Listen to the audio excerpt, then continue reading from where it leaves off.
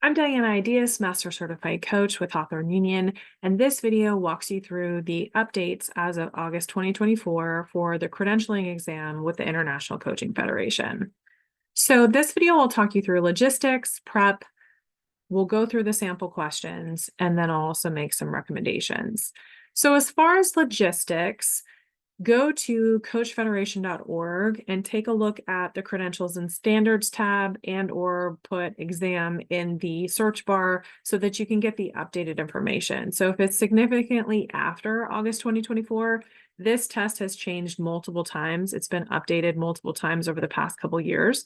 So they just did a round of feedback and they just did another update. So we don't know if or when they're going to update it again. But if it's been an extensive amount of time or it's not 2024, it's worth taking a look at the Coach Federation website to make sure that you have the updated information. And this is required for all levels. It's based on the updated core competencies. And even if you already have your credentials, such as myself, I was already a master certified coach. If you're a mentor, you can request through the ICF to take this exam. And we'll actually need to do that if you want to be on the mentor coach registry. And I do recommend that. My mentees have a lot of questions about this test. This test has created a lot of stress for people, especially if they're used to being out working in the world and not necessarily taking exams. So, I think it's important for us as mentors to make sure that we experience those things. So the exam itself has 78 questions and you pick the best and the worst. The passing score is 460 and accommodations are available. So whether it's another language or more time or other accommodations, you can check those out on the ICF website on that Learn More tab. It'll give you more information. So the exam does take 3 hours. You can go through it faster, but you have 3 hours to complete it, and you're either going to go to a testing center or you're going to take it remotely online where you'll be on camera and you'll be proctored remotely. I do highly recommend that you take your break just because the questions are pretty dense and wordy and it's a lot of information to take in. And also, we may spend all day on the computer, but it doesn't mean that we're used to taking tests. So just be cognizant of that, depending on how familiar you are with test taking, how long it's been. Think about your own whole person, as the ICF calls it, to think about the environment that's going to serve you best for this. So domains, I'm showing you the screen because all you need to know about this is that all the competencies come into play. There's not going to be any, oh, well, that's ethical practice or that's cultivating trust and safety. This is just saying that all of the core competencies matter. What I will say will also matter from a prep perspective: review the ICF core competencies, review the ICF ethics. You'll hear me make a number of references to PCC markers in this video. That's because I'm an assessor and that's my frame of reference as I think about supporting coaches and then also assessing for the ICF. So if you aren't already familiar with the PCC markers and that feels helpful and you want more information, you can review those. But at the same time, when we talk about prepping for the test, people usually focus on the core competencies and the ethics. So in person or remote, you're asked to arrive 30 minutes before. You need to do this. This is not 30 minutes and then you're relaxed and casual. This is definitely a need. So based on my mentee's recommendation, I took the ACTC exam at a testing center. It took them 30 minutes to process me because there were so many people in front of me, even though I arrived 30 minutes early.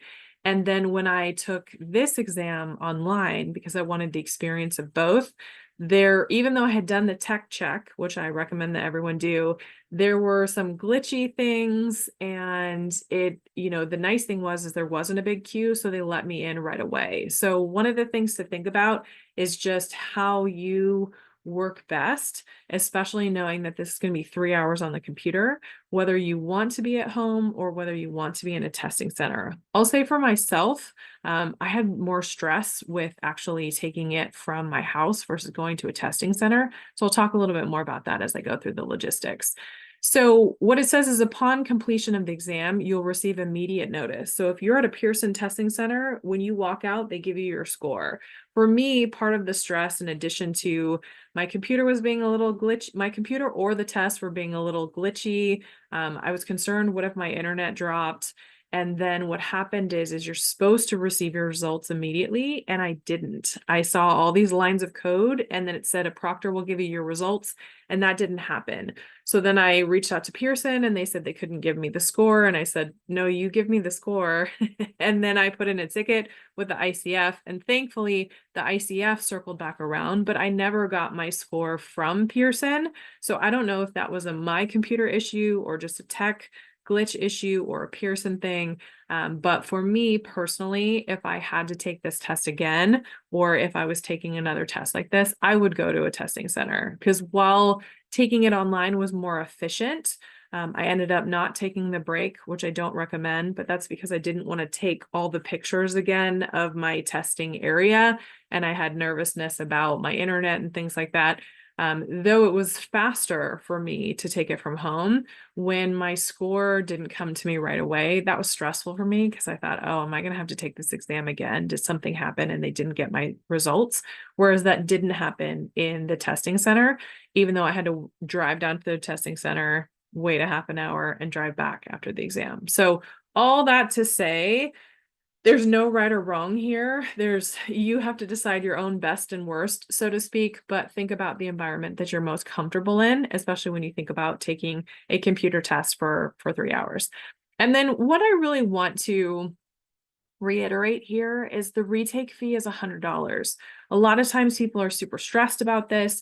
They're buying prep courses, they're spending hours on it, they're talking to mentors about it, they're buying additional time with mentors. And so one of the things to think about your education, think about your risk tolerance, and is it worth it to you? How much prep do you want to do before you go in, knowing that the retake fee is $100? And I don't want to be cavalier with that, but a lot of times coaches and mentors and these courses cost more than $100. So one of the things you just have to think about in your own prep is, how much time do you want to spend on this? Can you afford to spend on this? Knowing that if you have to retake it, you retake it. So I just want to put that out there, because a lot of times people have such stress and tie up their identity and worth in passing this exam. But the reality is not that you just want to give $100 to Pearson and the ICF, but you do have options if you don't make it through on your first try.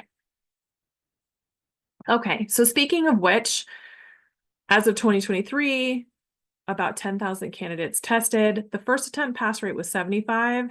Subsequent was 12. So the total candidate pass rate is 87. So unfortunately, there are some folks that are not passing, and not passing consistently, which is why I think having videos like this, and then also some of the recommended resources that I'll share at the end, are as important, because I recommend that you don't let this stop you from being a credentialed coach. By the time you hit this point, you've already done your coaching education, you've already coached for at least 100 hours, you've already mentored for 10 hours, like you are already starting to build your practice as a coach. Don't let this stop you. You can do this. So as far as preparation for the exam, check out Hawthorne Union's resource page. It's just hawthorneunion.com/resources, and you can click on ICF exam. You can click on anything, the 4 coaches, PCC markers, videos, things like that. This video and others will be on YouTube. But the nice thing about the ICF exam, for both this credential exam and the ACTC exam, I printed out the questions without the answers, and then also the answers. Now, if the ICF changes these and has new sample questions at some point, great, check those out.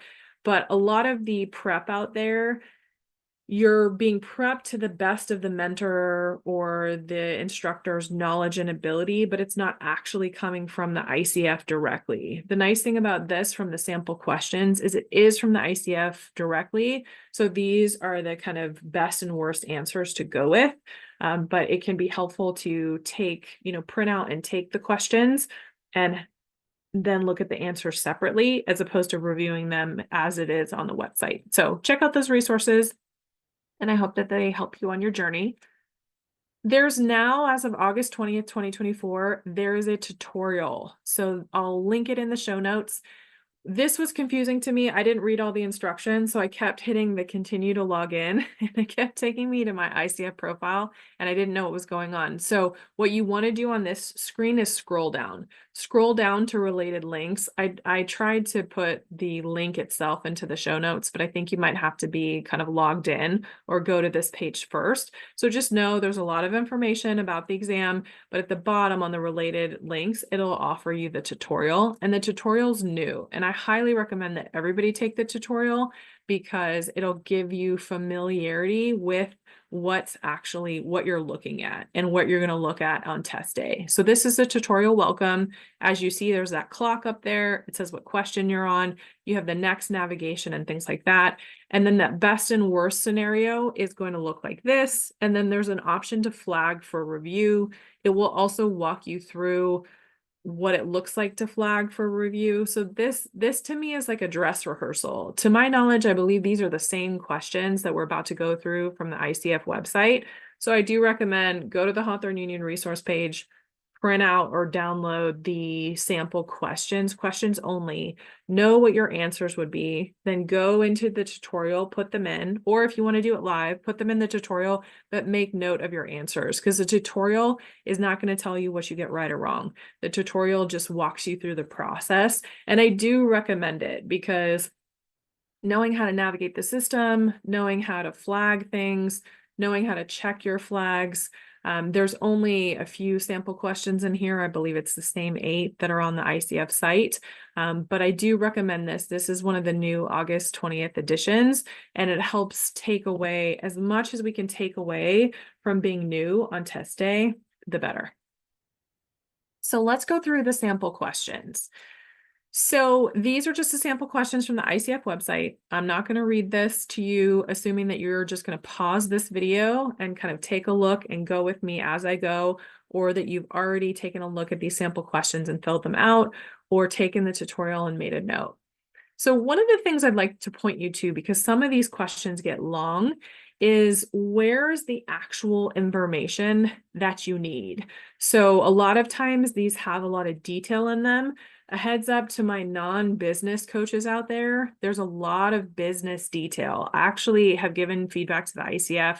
I think that the exams tend to be business coach biased, not intentionally, but if you are a wellness coach or a life coach or a spiritual coach or some other kind of coach that's not working in business environments, just be mindful. There's going to be a lot of jargon about business and performance evaluations and things like that. Don't let that distract you. Look for what the issue is, knowing that at least for this exam, all of the questions or the majority of the questions are ending in what should the coach do. So don't get too lost in the detail. This one isn't as long as some of the other ones you'll see as we go, but look at, okay, what's the issue? The coach recognizes the business. They recognize that name. So we look at the best and worst. Not say anything, try to keep, that's not it. Not saying anything, that's a violation of ethics, and try to keep on an exam, that's definitely not going to be the best, but this is most likely a candidate for the worst. Share that the business names sound familiar and make a mental note. That's not an area of disclosure, so that's likely not the best, but it's not the worst in comparison to the previous. Share the role as an investor only if the potential client follows up to pursue coaching with the coach. I mean, some of these things, part of the reason some of these things are difficult is some of the things that people are doing are going to be related to what coaches actually do. Because if the name sounds familiar, but the coach isn't sure, there may be some coaches who don't immediately disclose. Share the role as the investor in competing business and acknowledge. So one of the things I want to acknowledge is that the word acknowledge, at least in these sample questions, tends to often show up in the best question. It's not a catch-all. So just because it starts with acknowledge doesn't mean it's the right answer or the best answer, but acknowledging the possibility, that's the potential conflict of interest. And per the ICF ethics, that's what we're supposed to do as the coach. So as far as this particular question, the best is that last one.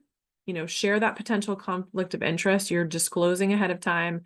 And the worst is not say anything. So question 2, same kind of thing, looking at this situation, where do we find the information? Where's the issue? The coach feels disappointment. So this is the thing. It's honest. We try to be neutral. We know it's all about the client. We try to hold the client in their resourceful and whole driver's seat, but the reality is we still have emotions.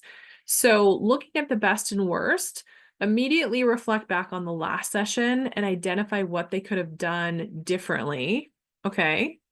Take a breath and acknowledge that the client is responsible. So there's that acknowledge, whether they follow through with their stated plans or not, because we're not supposed to be attached.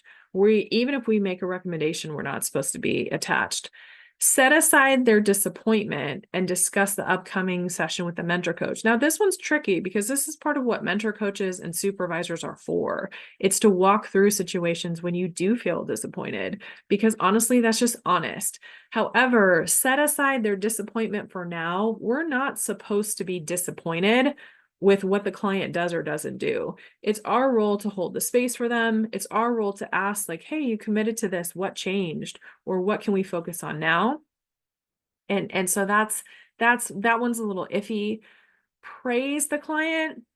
So praise is another one to, it's probably not the best and it may be the worst, especially because you're praising and then ask why the client failed. That's too much judgment. It's too much judgment in the coaching.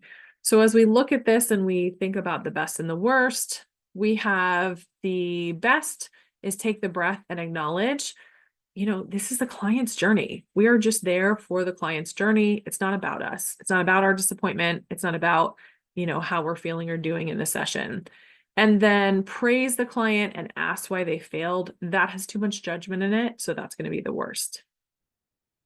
Question 3 is thankfully a little bit shorter. So there's not necessarily that area where we have to box or underline. So the boxing and the underline helps me. If that doesn't help you, that's okay.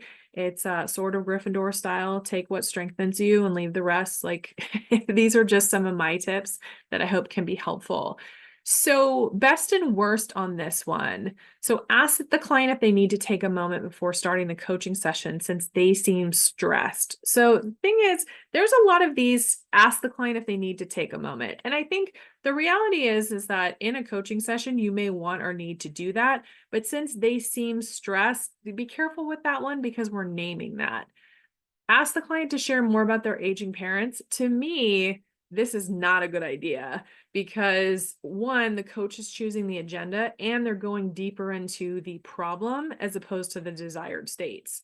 Acknowledge, again, ding, ding, ding, acknowledge that the client has shared significant challenge and where would they like to explore first. So that one has the benefit of acknowledging them, that's the active listening. It's often celebrating the client, celebrating their work in the coaching process. So those are a bunch of PCC markers that I'm rattling off there. And then also we're taking the client to choice. And that's really what we're supposed to be doing as ICF coaches. Ask the client to begin with the major event they're planning at work since they mentioned it first. So that's coach choosing where to go. And then also what I've seen as I took this exam is like, since they mentioned it first, or since it came up first, I feel like that came up multiple times or there were other ways that the ICF wanted you to look beyond the surface. So the best one here, not surprisingly, acknowledge and ask the client to be at exploration. And the worst one here is when the coach picks the direction. I'm just going to be honest. I chose for the worst, ask client to share more about their aging parent. And so that's one that I got the best correct, but I got the worst wrong. And I don't want that to be daunting to anyone because I've been a coach for almost 20 years and I teach this stuff and I live this stuff. But at the same time, what I would caution when I was looking at these answers to try to figure out, okay, well, why did the ICF pick a different one as worst? Some of it might be style. Some of it might be just alignment to ICF versus being a coach that mixes consulting in based on my client requests. But also, if you look at this, asking the client to share more about their aging parents, they're using the client language and they're just making an inquiry. So even if the inquiry takes it down deeper into the problem, which frankly, I do not recommend, that's just an inquiry. The ask the client to begin with major event, since they mentioned it first, that's choosing the agenda and then choosing the agenda based on a surface reason that it happened to be first. to be perfectly honest, usually what comes up later is actually more important because you've asked a lot of questions and gone deeper. So that's my best guess as to why that was the worst choice versus the one I chose. And that's also just affirmation to you, or recommendation to you, I should say, to, as you're preparing, you can go out into the world and watch other mentors and assessors and teachers talk about this exam, but what they think is not necessarily what the ICF is saying is the correct answer. And for me, while taking the assessment, it was obvious to me that different coaches wrote different questions, just with the way they were phrased, with how wordy they were. One, indicated the client and the sponsor, which was helpful, but most of the questions didn't indicate the client and the sponsor. And again, that's super businessy jargon. So for my non-business coaches out there, those preps can be helpful in just helping you kind of get used to the jargon and find what the actual issue is. So, just food for thought. We're all learning, we're all growing. Unfortunately, there's not anything at this point from the ICF saying, here's why the best was chosen and here's why the worst was chosen. But you may, as you prepare, want to look more on the videos from the ICF about the ethics and the information on the competencies, so you're getting your information direct from the source. Okay, question 4. This is an example of one of the long ones. This is a time test, and depending on how fast you read and where you are in the test and whether or not you've taken your break, this can be challenging. So finding the issue it's usually at the bottom. So I'm not saying don't read it, but for me, I'm okay getting lost in the detail a little bit before I get to that bottom, because, it's ultimately ends with what should the coach do. But usually the key to kind of what's happening with the client or what's happening to the coach is written towards the end of the question. So again, acknowledge the reflection that the work has done and asked if they're comfortable exploring. So we're both acknowledging and we're taking the client back to choice. That's very aligned with the coach role for the International Coaching Federation. So that's a strong contender for best. Ask the client if they would like to summarize the entries they detailed. Summary. A lot of times newer coaches summarize a lot, but here the coach isn't even reading it. They're asking the client to summarize. So, especially when the client handed it to them. So I don't know that that's the worst, but it's definitely not the best. Ask the client to identify some steps they can take to overcome the anxieties they wrote about. Caution with that one because it's labeling. Their entries show deep reflections about the anxiety the client experienced, but we don't know, and their desire to overcome social anxiety, but we don't know that they called it anxiety. The coach is reading it as anxiety. We don't know if the client called it anxiety. Also, anxiety, we have to be careful as coaches because you only want to have a light touch on anything related to anxiety because that can get into the therapy line pretty quick. So that may be, it's hard to know. That one's kind of I'm not really sure. And we have to take a look at the remaining answers. Ask the client what new awareness they developed about themselves from the journaling process. So let's take a look at what the ICF said about this one. So the highest was, or the best, let's say, was number 1, acknowledge and then ask. And I'll just say for me, I picked the last one. I hope it's not confusing to you as I say, like when I got it wrong, but to me, if someone hands me something, I personally wouldn't dictate, do you want to talk about the emotions you described in the journal? I would probably ask the client what new awareness they developed about themselves through the journaling process. So some of that may just be that I'm not a particularly compliant person. And this is why I need to take these tests and have this awareness. Some of it may be because I predominantly mentor at this point at the MCC level. And so the MCC coaching is very much focused on us not having the agenda and the client driving the agenda.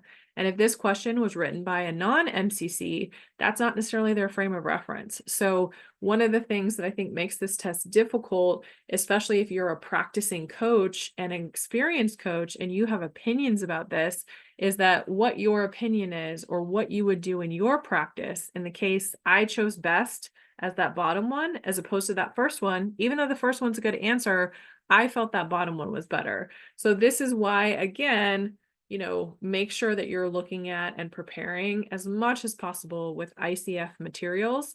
And as you go out into the world and you look at the way I'm looking at it or the way that other resources are looking at it, you got to take that with a grain of salt. And also remember, like, it's just a test. I'm not going to make light of the $105 and the 3 hours of your life, but it's not, PCC, the ICF says, doesn't stand for perfect certified coach. But I think what makes this test difficult is that just because you're exceptional at coaching in the ICF vein doesn't mean that it's the same when you go sign up for this test. That's a best and worst case scenario kind of test. So the worst here is ask the client to identify some steps they can take to overcome the anxieties they wrote about. So again, that label of anxiety, we want to be careful with that, especially because it is anxiety. And then also in that particular one, there's no acknowledgement. There's no acknowledgement of the journaling, of the fact that the client shared the journal. So, and again, acknowledge itself is in that best answer. That doesn't make it automatic, but that's my explanation for how that one plays out. So question 5, looking for kind of what's the crux of the issue. So pause for a moment and ask the client to identify the remaining plans they would like to focus on today. So speaking of acknowledgement, that one probably doesn't have enough acknowledgement in it because it's like the client has just emoted and expressed all these things that are happening. And you're just like, well, where do you want to go today? Right? Like there's no acknowledgement of all that stuff that they've just brought to the table. Ask the client if they're sure they want to retire. This one I think is a little risky. I am a very direct communicator, and so coaches that are very direct may do this, but also it's pretty direct and it may be too direct. So acknowledge, ding, ding, ding, ding, ding, that retirement is a significant life transition and emotional responses are normal.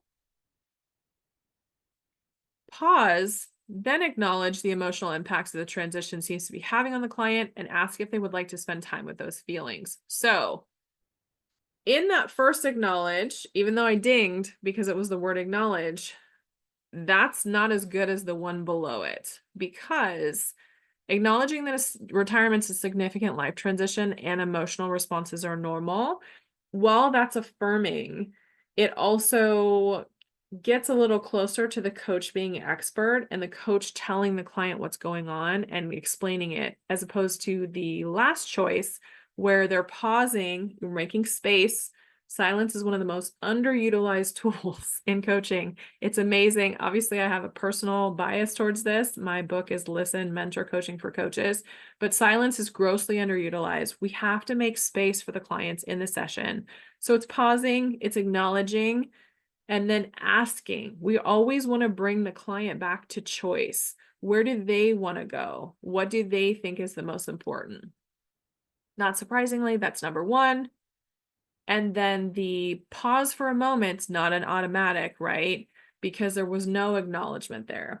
I think on this one, I probably said, ask the client if they're sure they want to retire, because I thought that might be too direct as far as the kind of what the ICF was thinking.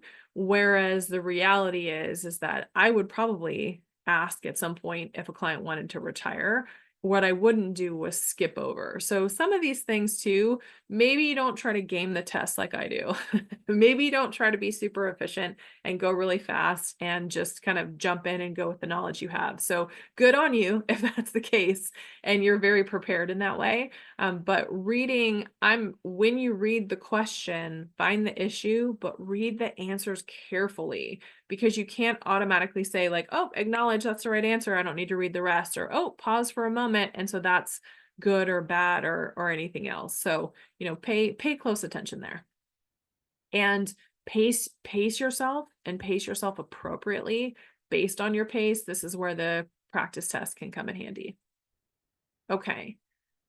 Again, a lot of information. We got some business jargon, career coach. That would be the other thing. There was a lot of business jargon. There was a lot of career coaching jargon. So if you are a business coach or career coach, go into this exam buoyed that you will have an automatic understanding of a lot of these things.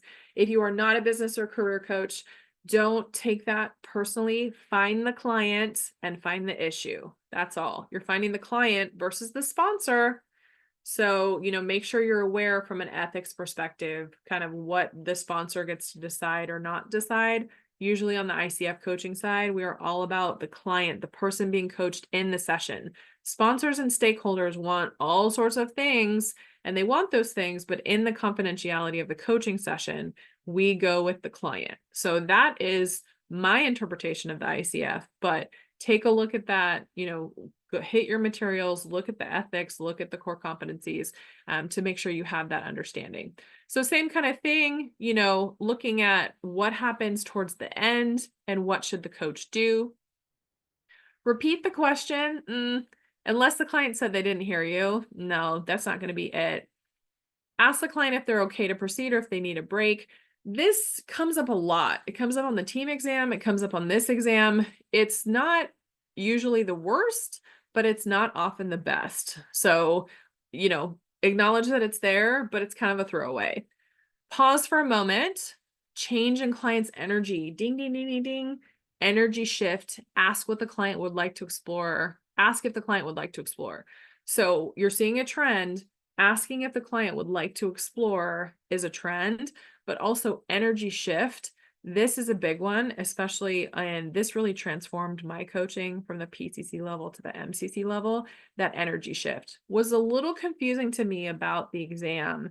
Is there were a number of questions that talked about energy shift, but then the acknowledgement of the energy shift wasn't necessarily in the answers. So that was confusing to me because I was assuming that after I successfully took the exam, I'd be able to come tell you like, hey, if you see energy shift, that's really where we want to go. But I think that's one of the examples of this test is for all levels. It's not just for PCC and MCC level where we're looking for things like energy shift. So that's just, it's food for thought. I don't want to mess with anyone's head about how advanced you are as a coach and make the exam more difficult. But I will say for myself, it was difficult for me on some of the questions because some of the answers were not things I would do. So food for thought. So that one right now is our contender for best. Oh, and always pick the best first. It's just going to make your life easier unless you're really struggling. Picking best is a natural answer before you go for worse. Support the client in weighing the offers they've received by inviting the client to explore characteristics they listed for a new job. So that one, the coach is too involved, weighing the offers and inviting, even though you're inviting the client, which tends to be a positive thing, you're inviting the client, but you're telling them what you're inviting them to. It's a little bit too specific. So on the best, not surprising, energy shift, that pause. And then on the worst is repeat the question because it's almost like there's no acknowledgement of like what's happening and what's happening in the silence. So again, that proceed with the session or take the break, that's kind of like a neutral one. I'm not seeing, to my knowledge or to my interpretation of the answers, I'm not seeing that a lot in the best and worst. But if you see that otherwise, I think the hard thing is we don't necessarily get told we don't get told what we missed, and we don't have the ICF walking through. So you're really working with best guess. But from a best guess perspective, if it's just specifically, do they need a break? Both on the team exam and on this one, that's not necessarily the best or the worst answer. All right, another paragraph. Looking at the end. So ask the client if they would like to explore their fear of not finishing the book. I don't recommend this. In coaching, I recommend we go up and out because coaching oversimplified is taking clients from their current state to desired state, exploring the gap between those, but we always want to be going towards the outcome. So I call that up and out. So going down into the fear, that's not really our role. if you were trained as a therapist and you're trained in the trauma and the fear and anxiety, and you decide to build that in your coaching practice, good on you, rock on.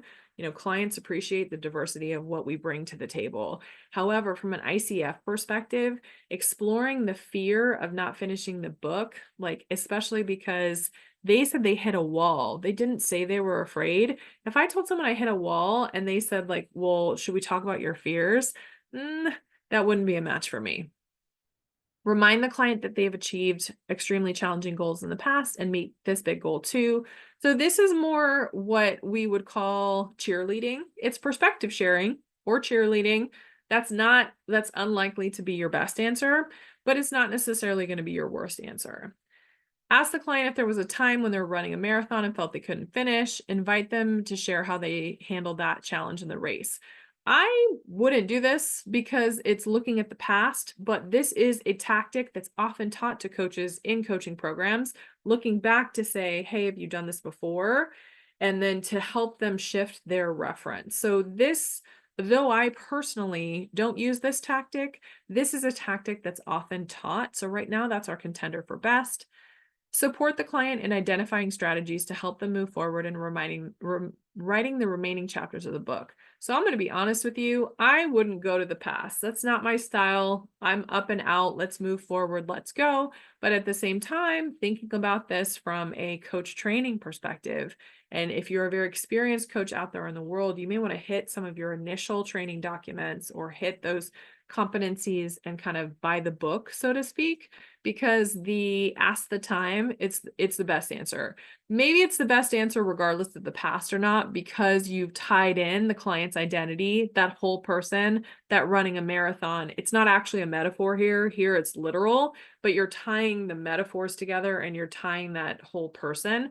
So I can get behind that as being the best answer. Though in general, I'm not big on asking about the past. And then remind the client that they've achieved. So, actually my statement there was not correct. I personally, from a mentoring perspective, would say that the number one is the worst. I hope that's not distracting to anyone. There's a printout on the Hawthorne Union resource page. You can print the questions only and you can print the answers only. But I just want to acknowledge, I personally, if I was mentoring a coach, would be like, let us not talk about their fear of not finishing the book. That's not a good use of your time in the session.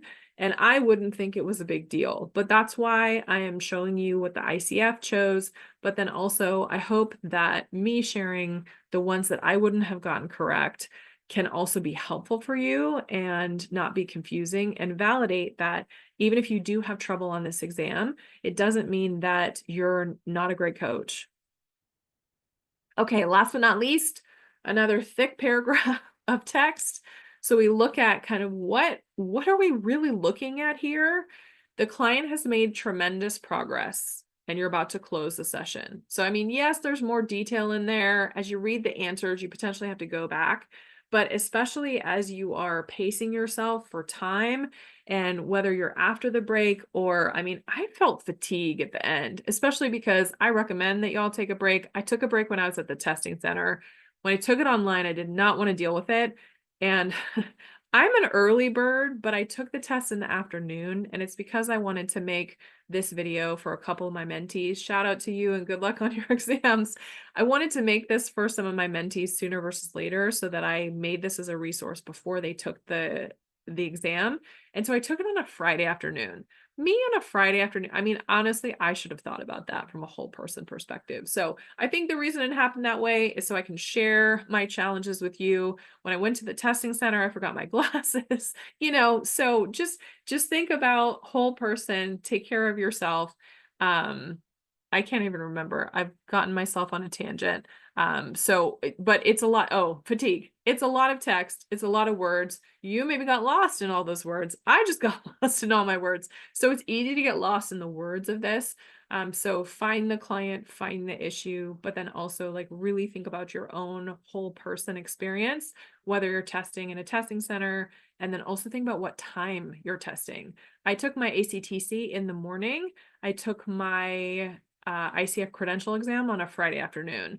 Perhaps I did better on ACTC because of the content and because there were multiple choice questions and it wasn't all these best and worst scenarios that seemed to be so challenging for people. But it might honestly also have been the time of day, whether it was morning or afternoon. And so be conscious. Your clients aren't the only people we want you to be conscious of. Be conscious of your own experience. Okay. So acknowledge, we know that's a good word. Acknowledge the client's growth and invite them to share how they plan to celebrate. So I like the acknowledge of the client's growth, but invite them how they plan to celebrate. Having them celebrate and having that be the thing. That's a little coach agenda-y. So we'll see how we play out with that. Invite the client to identify challenges they would like to take on next. To me, that has no acknowledgement of their tremendous progress and their success. So I'm going to say that that's definitely not the best. Ask the client what they may need to maintain their new confidence. So how are they going to keep that going? And then suggest to the client that they extend their coaching engagement to work towards a new goal of being promoted as a leadership role. So more than likely, even though I don't love a number of these choices, that last one is going to be the worst because it's self-serving. As far as the best, the top three all kind of choose the agenda. Even though it's an invitation, it's a very specific, it's not like, hey, congratulations, where should we go? Or hey, congratulations, what should we focus on for the rest of the session? So it's a little more targeted and it's specific. But at the same time, I'm going to go ahead and assert, I don't know if this is true or not, I'm going to go ahead and assert that some of the coaches that wrote some of these questions maybe were on the ACC level or the newer PCC level. So some of the things I'm looking at or my style and at how it's evolved on my journey to MCC may mean that I'm looking for different things, or, diversity in people means diversity in coaching. We all have different styles. So best was the acknowledge and invite them to celebrate. Celebrating client progress is one of the PCC markers. We do want to acknowledge and celebrate them versus just saying like, hey, well, what challenges? And how are you going to maintain that? That takes away from the client win. And then the suggest is more coach serving. And also it's not only coach serving, it's coach serving and didn't acknowledge the process. So hopefully it helped to walk through the sample questions. Hopefully it helped to get a little bit more context and, what my interpretation of what the ICF is looking for based on the best and worst answers that they've selected. There are a lot of these. There are a lot of these questions. You're taking 39 before the break and 39 after the break. It's that 3-hour exam. So, the more you can prepare or do whatever you need to do to feel ready to do this is beneficial. So going into some recommendations, consider how you review and test. Online, in person, morning, afternoon. Do you want to prepare a ton before you take it? Or are you more like me where I'm like, I'm going to see how I do and just jump in? I do have a lot of experience and knowledge in this, but for me, it was just more kind of jumping in because I wanted to see like what I would get right and what I would get wrong. So I went straight to printing out those questions. I checked out the tutorial and then I went ahead and just took the exam. So, if you don't know you, ask your support network or your mentor to help you think about like what's optimizing you. I ate a big meal like an hour before. I wasn't planning on eating before the assessment, but then I did. And so that also is probably why I was really draining at the end. So this is not just about you and your brain and your knowledge. This is also about your body and your intuition and all of those things. So take that all into account before you schedule your test, the environment, and then also thinking about like what's really going to help you from a prep perspective so that you feel confident. ICF competencies and ethics. I reference the PCC markers because that's my frame of reference. I spend a lot of time in that. But if you find sample questions or courses or the information from your ICF approved training particularly helpful, there are other ways you can look at it. There's videos on the ICF site. Just keep that in mind as you go away from specific ICF resources, this video included, that you're getting your instructor's interpretation. Take the tutorial. Absolutely. The sample questions are on there. You'll know how to flag, you'll know how to navigate, you'll know what the screen looks like when you log in. It's best to eliminate any newness that you can before test day.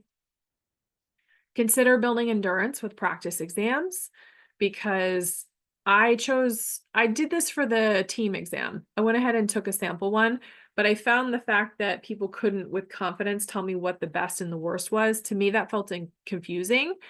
But ultimately, I didn't have as much endurance, especially because this exam's longer than the team exam. And the team exam has multiple choice questions in addition to best and worst. This one's all best and worst. And so that, honestly, I got fatigued. It felt pretty arduous to me. Even though I was kind of speeding through it, I flagged a bunch of questions and I didn't even go back with flag. I was like, hey, fingers crossed. My score reflects some of these things that I was talking about, but here's the thing, pass, it's pass or fail. But consider what will build your endurance and also your confidence, your identity, your worth, your relationship with risk, all those things may be tied up in this. Find the issue, you're not tested on the detail. So whether that person's a COO or they're about to get promoted or it's career coaching or, what's happening with their aging parents, like that's just noise. These are complex, some of them very complex word problems. More than likely, the stuff at the top is stuff that just builds context that you would need if you were actually coaching these people, but you are not coaching these people. You're just going to answer questions about what should the coach do.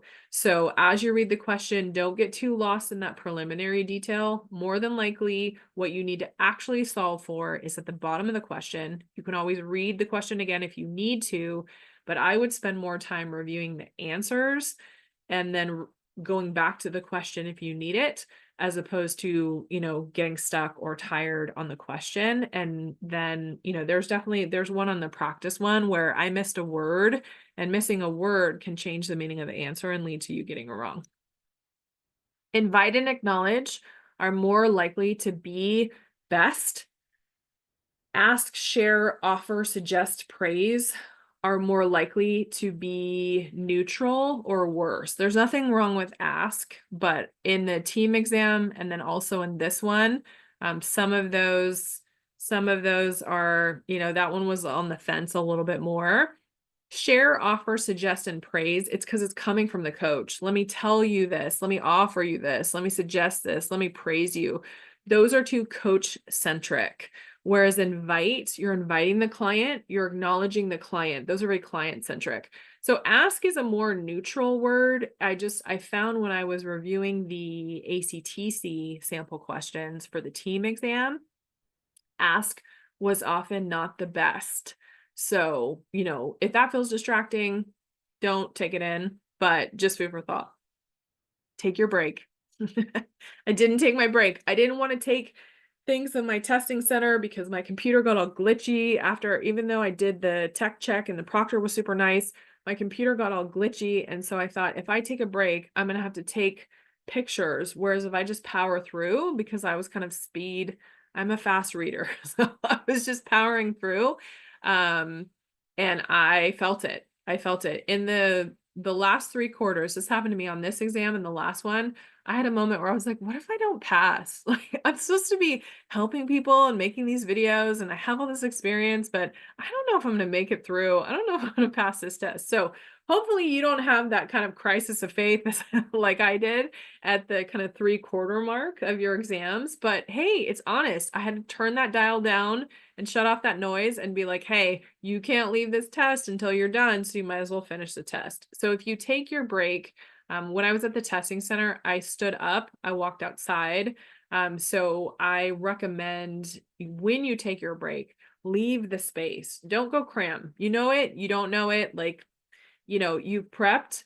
But if you can, especially walk outside or like pet your dog, or, if you like to snack between things or do some jumping jacks or something, we have a tendency to ignore and forget that we are not made to be in front of screens all day. So taking the break, and it also may help some of those things gel, and you'll come back more refreshed for that second half. And if you don't take your break, doesn't mean you won't survive. But at the same time, I think my score probably reflects that I didn't take a break, but honestly, the stress of the tech stuff is it made me understand why my mentees in general recommend taking this at a testing center. If you do take it online, there's a tech check. So run the tech check. I had no problems with the tech check, but I did have some problems on test day. And then timing, you need to be there 30 minutes before. They ask or invite you to be there 30 minutes before. No, get there 30 minutes before, do whatever you need to do from a traffic or testing center or whatever. I tried to log in to the online before 30 minutes and it wouldn't let me in until it was exactly 30 minutes. So that was a difference. Whereas now, if I were to take a test in person again, I would probably go like 35 or 40 minutes early, knowing that there's a bunch of people who are going to take the test at the same time I do. And so there's more people to process at the testing center. I think I took my test so early that probably wasn't an option, but I am not naturally a let's be early and sit there kind of person. But in this particular instance, it helps you not have stress of seeing your kind of time crunch away. Don't let this prevent you from becoming a credentialed coach. So if you don't pass, and if you take it again and you don't pass, don't let this stop you. You are being invited to take this exam because you have already coached and proven your ability to coach. Unless the ICF changes this, the exam is the last piece. It happens at the very end. If you are watching this video and you have not done your calls yet, if you have not submitted your portfolio to the ICF yet, pause this video. You can come back to it later. This is the final step. And, don't let it stop you. That's what mentors are for. That's what supervisors are for. That's what these test prep courses are for. That's what these videos are for. If you are passionate about this and being a coach and you want to be a credentialed coach and see the benefits that come from that, don't let it stop you. You can do it. So a couple other recommendations. Lissa DeHart is awesome. I had the pleasure of spending some time with Lissa recently, and my mentees love her courses. She has free courses. She has paid courses. They love her acronyms. So there is a link to her website in this. I do recommend, I have not personally taken her courses, but I have had so many mentees who swear by her acronyms and her support, and just having met her as a person, she's awesome. So Lissa, thank you for elevating our world and our practice, and also super helpful to me when I failed my MCC calls. Lissa was one of the exams I listened to on More Mentor Coaching that helped me hear an exam that passed. And right now there's more out there in the world. Shout out to More Master Coaching. You can hear MCC's coach. As part of my MCC mentoring program, we have those exams. But I think Lissa was one of the first, if not the first, person to actually share their exam. So shout out to her, check out her resources, and support coaches doing great work. Also, fantastic resource and free. Huge shout out to Solutions Academy, who have created courses and practice exams. So for the ACTC, you have to register. You register, it's free. I went ahead and just skipped to the exam because for me, I didn't, I have a lot of knowledge. And so I didn't take the prep course. I'm more of a, let me see what I can do based on what I already know before I take a whole course. But I have a lot of experience in the field. So that's my style. So that's a way I'm comfortable. So I really liked that you can either take the course and watch the videos and hear people talk about it, or you can just take the practice exams. So link to their practice exams, but check out Solutions Academy, elevating coaches, supporting coaches, and offering free resources for test prep. So shout out to both of these resources. And if you find other resources that you find particularly helpful, please leave those in the comments so we can add those. So best wishes, you've got this. Don't let this stop you. This does not define you as a person. It does not define you as a coach. And also, when you successfully complete this, be proud. You are on your way and about to get that email from the International Coaching Federation to say that you're a credential coach, or that you've elevated to the next level of coaching, or like myself, you just raised your hand as a mentor and said, I want to be a part of this, so I'm a better mentor. So Thank you all for your commitment. Stay connected. So Diana Ideas on LinkedIn, Hawthorne Union. Check us out on the resource page, YouTube. We do mentoring, supervision, continuing education, and then we're launching new coach training in January 2025. So I wish you well on your exam. Best wishes, and look forward to following up.